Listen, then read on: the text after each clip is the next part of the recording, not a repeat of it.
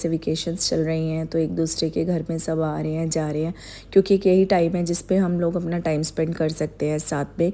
तो हमारे घर पे आज एक बहुत प्यारे हमारे near and dear family friend आए थे।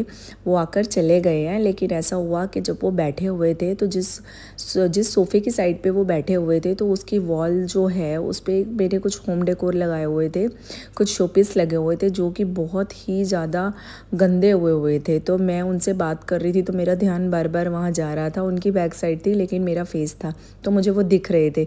तो मैंने ये सोच लिया था कि जब ये जाएंगे तो मैं इनके जाते ही इनको साफ़ करूँगी, क्योंकि अगर ये रह गए तो रह ही जाएंगे। पता नहीं मैंने सारी क्लीनिंग करी थी, ये कैसे छूट गए या इन पे दोबारा मिट्टी हो गई। साफ़ तो मैंने किए थे लेकिन बहुत ही गंदे लग रहे थे दूर से। तो फिर मैंने उनके जाने का वेट किया। जब वो चले गए तो फिर मैंने इनको उतारा और इनको अच्छे से साफ़ किया। ये मैंने होम डेकोर से लिए थे, ये मेरा फेवरेट है होम डेकोर में। जब भी मैं होम डेकोर करती हूँ तो मुझे ये वाले बहुत पसंद आते हैं। इनको हम दीवार पे भी लगा सकते हैं और दिवाली या किसी फेस्टिवल पे हम लोग इनको उतार के इसके अंदर पानी डाल के कैंडल्स या फ्लावर्स भी लगा सकते हैं। और अगर आपको ड्राई फ्लावर यूज़ करने हैं तो वो भी कर सकते हैं। एक ट्रे की तरह भी हम इसको यूज़ करते हैं, डेकोरेशन ट्रे की तरह। तो ये बहुत ही ज़्यादा गंदे लग रहे थे मुझे, तो मैंने इनको उतारा, इनको क्लीन करा और फिर मैंने इनको बहुत जेंटली टिश्यू से साफ़ करा। मैं वेट कर रही थी, मैंने कहा कब ये जाएंगे। वो बात कर रहे थे, मेरा ध्यान बार बार यहीं जा रहा था। जब मैंने इन्हें साफ़ कर लिया तब मुझे अच्छा लगा कि चलो ये साफ़ हो गए हैं। एक्चुअली में घर में कितनी भी सफाई करते रहें, कोई कोना छूट भी जाता है और कई बार हम पूरा घर साफ़ करते रहते हैं फिर भी दूसरी साइड गंदी हो जाती है जो हमने सबसे पहले की गई हुई थी। लेकिन थोड़ा थोड़ा करके मैं कभी ना कभी कुछ ना कुछ करके ही रखती हूँ। फिर भी बच्चे छोटे हैं, कई बार ऐसा होता है कि बच्चे कहीं हाथ भी लगा लेते हैं, कहीं चॉकलेट खाते हैं या टॉफ़ी खाते हैं सोफ़ों पे या बेड पे, कहीं पर भी दीवार से भी। मेरा बेटा बहुत छोटा है तो दीवार से भी साफ़ कर देता है कई बार। तो कितनी भी सफाई कर लो तो बाद में ऐसा लगता है कि कुछ करा ही नहीं हुआ। चलती रहती हैं ये सब बातें बच्चों के साथ में। बच्चों को अब ज़्यादा भी कुछ नहीं कह सकते क्योंकि बच्चे हैं, करेंगे और बहुत छोटे बच्चे हैं, उनका यही बचपन है। तो बस ठीक है, उनका काम है करने का और अपना काम है घर को साफ़ करने का। तो वो साफ़ करते रहना चाहिए धीरे धीरे धीरे।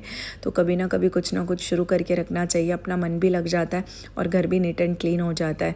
तो मैंने उनके जाने के बाद इनको साफ़ किया, इनको सुखाया मैंने फ़ैन में और फिर उसके बाद मैंने इनको लगा दिया था।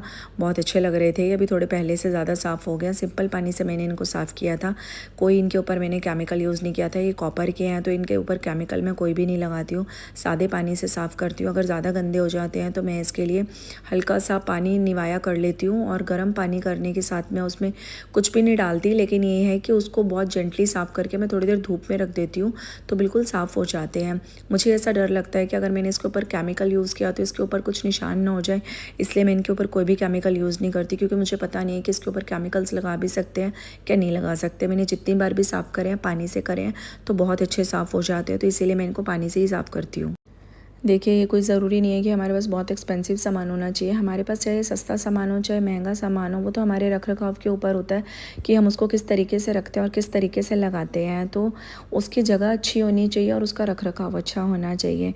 तो आज हमारा ये काम हो गया था और मेरी डॉटर ने मेरी 2 फ़ोटो भी क्लिक कर दी थी कि आपको शूट के टाइम पर आपको मतलब थंबनेल बनाना होता है तो काम आ जाती है।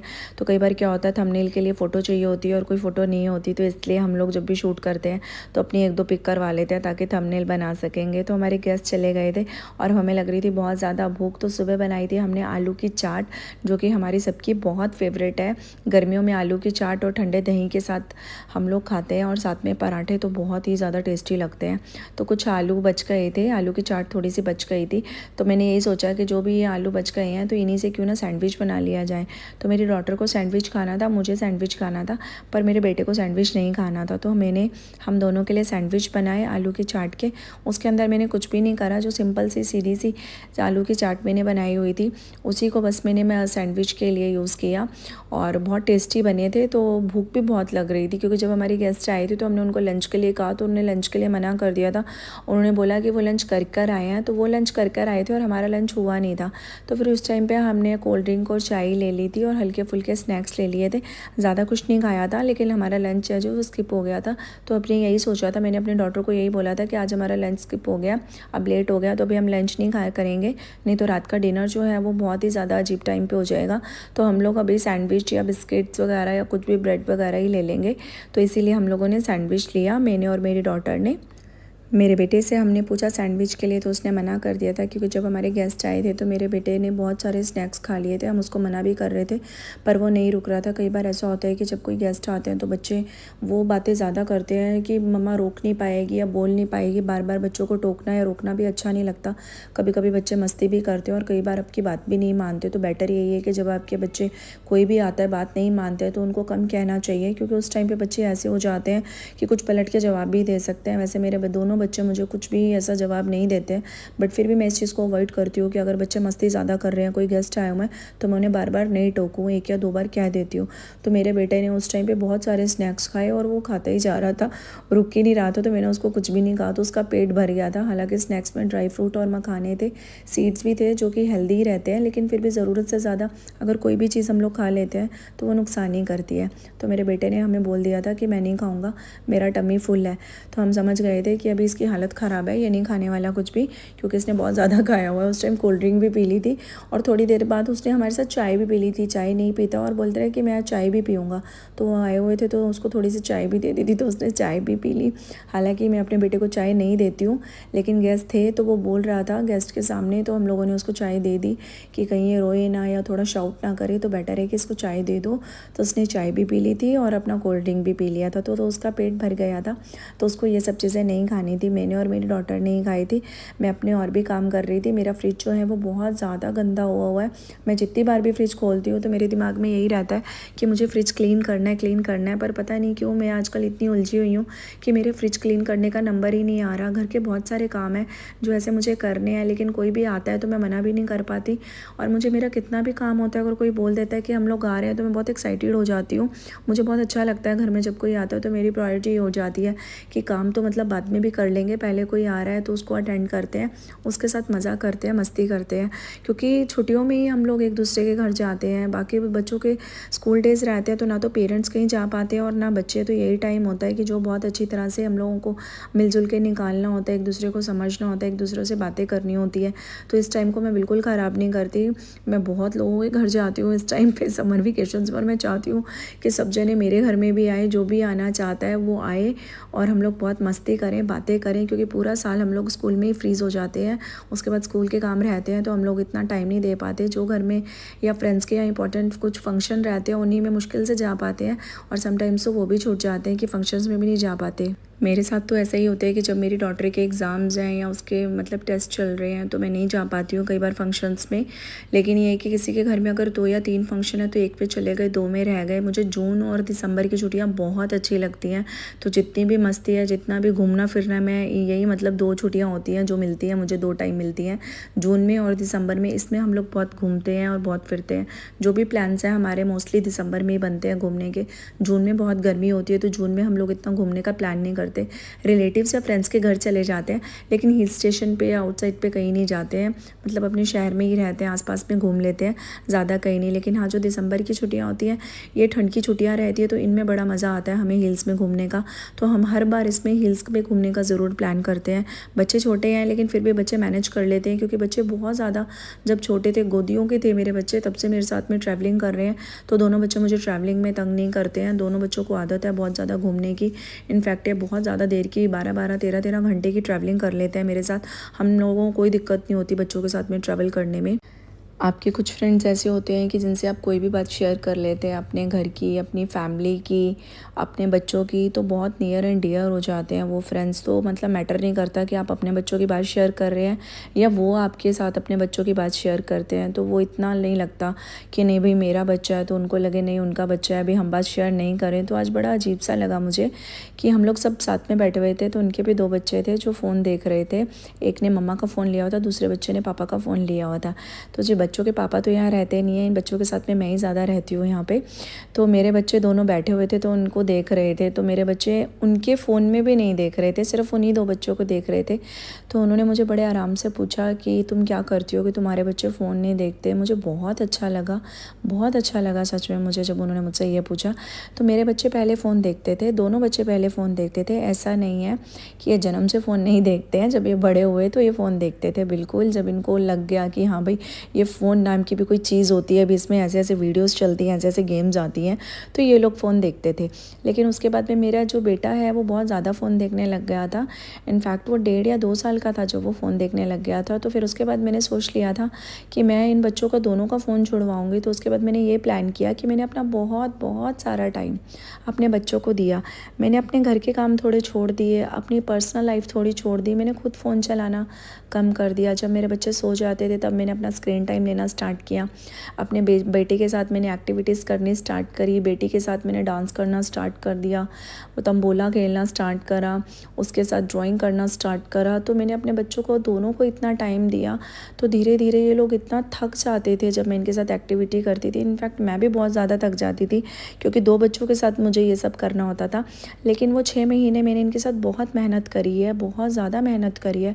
तो उसका नतीजा ये है कि आज मेरा जो बेटा है वो 5 ईयर का है और जो मेरी बेटी है वो 11 ईयर की है। तो दोनों बच्चे फ़ोन नहीं देखते। इनफैक्ट ये किसी पार्टी में या मैरिज पे या बर्थडेज़ पे भी जाते हैं तो सब बच्चे फ़ोन देख रहे होते हैं। तो ये उन बच्चों के साथ भी बैठ के फ़ोन नहीं देखते और ये उनके साथ भी नहीं बैठते हैं। जब इनको ये लगता है कि ये सारे बच्चे फ़ोन में इन्वॉल्व हैं तो ये दोनों भाई बहन अपना अलग से खेलने लग जाते हैं।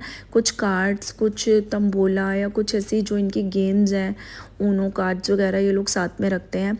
तो जब भी हम लोग कहीं बाहर जाते हैं तो सब मुझे मालूम होता है कि सब बच्चे फ़ोन तो देखो देखेंगे ही।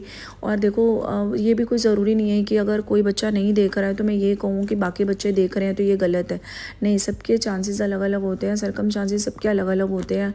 कई पेरेंट्स बहुत बिजी होते हैं, कई मदर बहुत बिजी होती हैं, तो उनको हैंडल करने के लिए बच्चों को फ़ोन देना भी पड़ता है। लेकिन ये कि धीरे धीरे बच्चों की आदत छूट जाती है। जैसे बच्चे बड़े होते हैं या आप उनको अपना ज़्यादा टाइम देने लग जाते हैं तो बच्चों की आदत छूट जाती है फ़ोन की।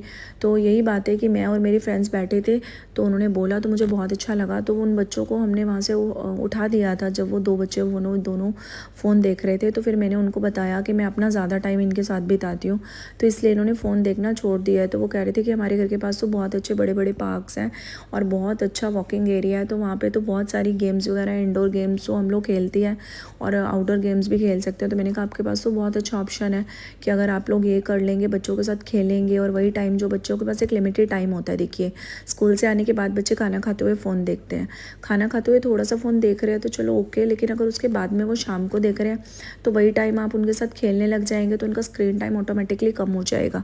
लेकिन ये कि कम होते होते उनको ना फिर एक्टिविटीज़ में इतना मज़ा आने लग जाएगा कि वो खुद से ही खेलने लग जाते हैं और वो अपना फ़ोन बिल्कुल छोड़ देते हैं। तो देखिए यही मेरा तरीका था कि मैंने अपने बच्चों को अपना बहुत ज़्यादा टाइम दिया है और वो जो टाइम मैं जब देती थी तो मैं बहुत टायर्ड हो जाती थी और समटाइम्स मुझे ये भी लगता था कि मैं ये मतलब ऐसा नहीं हूँ कि मैं इनके ऊपर इतने एफर्ट्स कर रही हूँ और ये बाद में फ़ोन देखना स्टार्ट कर दे। तो इस चीज़ से मुझे डर भी लगता था।